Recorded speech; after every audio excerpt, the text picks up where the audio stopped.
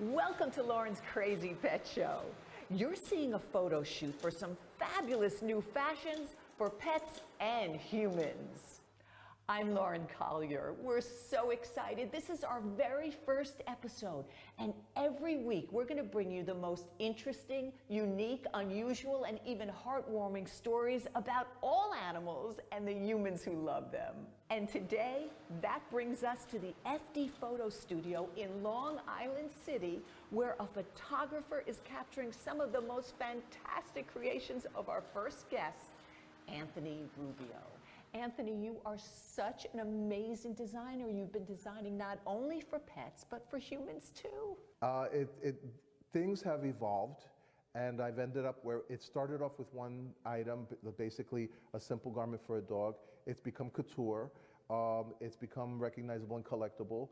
And then, as if that wasn't enough, I've started doing men's ties and accessories.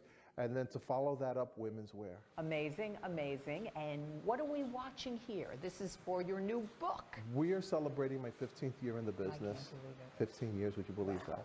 What we're doing is we're commemorating the 15 years with a book. We're doing a coffee table book. What we wanted to do was get photographers from different parts of the country who had a different eye for what they photograph. And so it just kept getting more and more fun as the concept. You know, most people are like, what are we going to do? And how this fell into place like you would never believe. The formula that just worked. It was like every photo session was a party. I could write a book about the making of the book.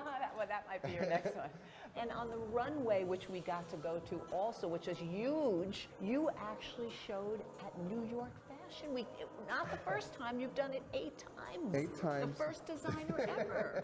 Something I never planned. The first opportunity was a blessing, and I was happy with it. And it was presented to me because somebody wanted to break the glass ceiling and put dogs on the runway with the stipulation that I had to produce a women's wear line, and that's where that came in. The models were not only diverse, but the dogs were diverse. You had all different sizes. Every breed, every size, some mixed breeds. Rescues? I bring rescues in. I had some flown in from Puerto Rico from the South Dog Project. I've had dogs from the Guide Dog Foundation because I sponsor the Guide Dog Foundation, and I sponsor dogs that are given away to blind people. I love it. 30% of everything I make, I give away to the different rescue organizations. On the runways, what you see is the real deal. They're real dogs, everyday dogs. And your work is so fabulous and so diverse. How do you think of these things? And we should remind people that you create these and you make them. Everything is made. You don't have a staff. Yes. You do it all. I do myself. I don't know how you do it, but people you do it keep all. telling me to put together an atelier and get a staff together, but you know what? Every piece is done by my hands because it's from my love and my creations and my dreams, and I'm afraid that somebody's not going to interpret my dream the right way. Yeah.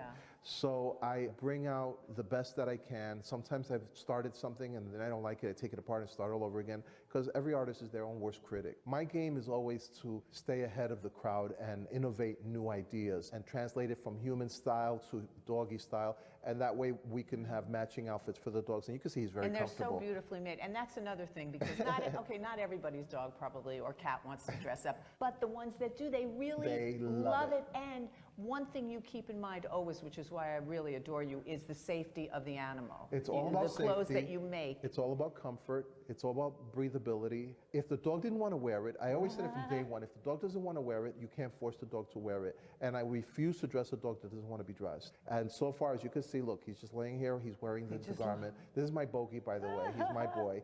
And they love it. They'll fall asleep in it. They run around in the clothing. And when I'm sewing, they're waiting for me to finish so they can put it on. And the creations are so luscious. So yeah, and here many we have of the fabrics you travel to get. Yes. So it's very unusual. I get my fabrics from around the world. I have importers from Asia, importers from the Middle East. When I'm working with something, and if it's a culture, then I'm using authentic fabrics and materials.